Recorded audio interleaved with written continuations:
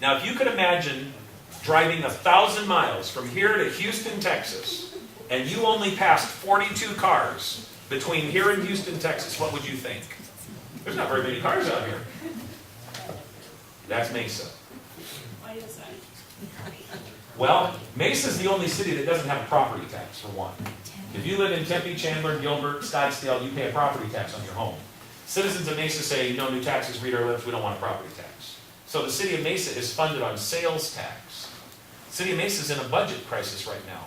2 years ago, we laid off voluntarily like 95 employees. They took a voluntary layoff. Last year, they cut 145 positions. This year, there's probably going to be more. The city of Mesa financially is just not in good shape.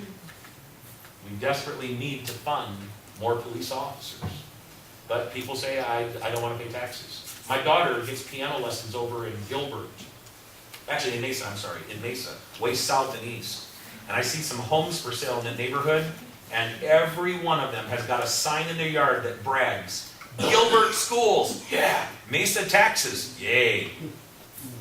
You get the advantage of Gilbert schools and you pay no taxes. People don't want that. They don't want to pay tax. Now, I'm not up here stumping for a property tax, and like I said, I'm leaving in a few days anyway. I'm short time. I'm just telling you, that's what it is. It costs a lot of money to build police stations. It costs a lot of money to build fire stations. One fire truck's over $1 million. And people are saying, no taxes.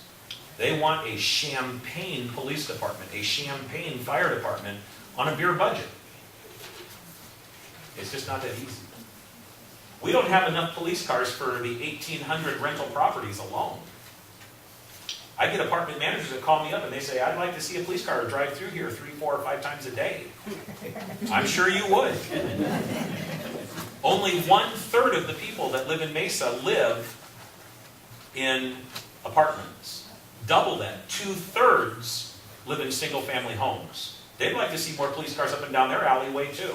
They'd like to see more police cars in their front streets too. Then you got the business owner that comes in the morning, unlocks the front door, realizes somebody kicked in the back door. They stole his safe. They stole his cash register. He says, I want more police patrol.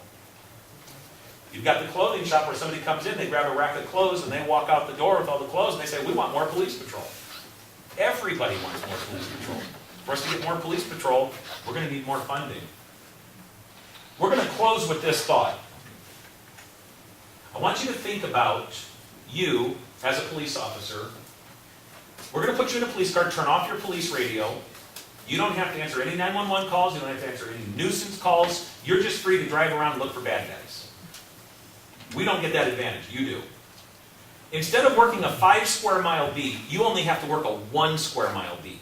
Let's say your square mile will be Higley Road to Greenfield, and we'll go Main Street to Southern. That's your 1 square mile beat. We don't get that luck. You do. And instead of working a 10-hour shift, and a lot of our officers on 12-hour shifts because of overtime, you only have to work a 3-hour shift. I want you mentally sharp, wide awake, alert, 3-hour shift. Now, this gentleman here, what's your name, sir? Jim. We're going to make you the police officer, Jim. Saturday night, 11 p.m. till 2 a.m. That's going to be your responsibility. Now, I'm going to be the bad guy. I'm going to call Jim on the phone and go, bet you can't catch me. I'm going to steal a car in those 3 hours, somewhere in those 3 hours, somewhere within that 1 square mile. And to make it easy on you since you're a rookie, I'm going to wear a little black burglar mask. I'll wear a black and white striped shirt with numbers on the chest. In fact, I'll even carry a flashlight. It takes me 17 seconds to steal a car. What are his chances of catching me? Slim to none. Absolutely right. I guarantee it. Because he'll be waiting at a stoplight for 2 minutes. I'll already have the car stolen, and I'll be on the highway down Greenfield Road before he even gets a green light. There is no way he's going to catch me. And yet, would you believe that when somebody gets their car stolen, they blame the police? Oh, sure you would. Because they blame you. It's always your fault. People today, they point their finger, it's your fault my car got stolen. I tell them, you know, folks, when you're pointing your finger at somebody, you got 3 fingers pointing right back at you. Did you put a club on your steering wheel? No. Did you have a secondary ignition kill switch? No. Did you have an alarm on your car? No. Was it locked? No. Was the engine running? Yes. Was your kid in the back seat? Yeah. It happens all the time. All right. So we talked to you guys a little bit about target, desire, opportunity.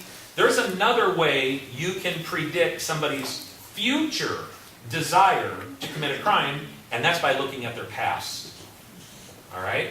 Criminal background checks. When we come back from break, we're going to talk about this. Now, I want you guys to think about this. The faster you come back, the faster you go to lunch.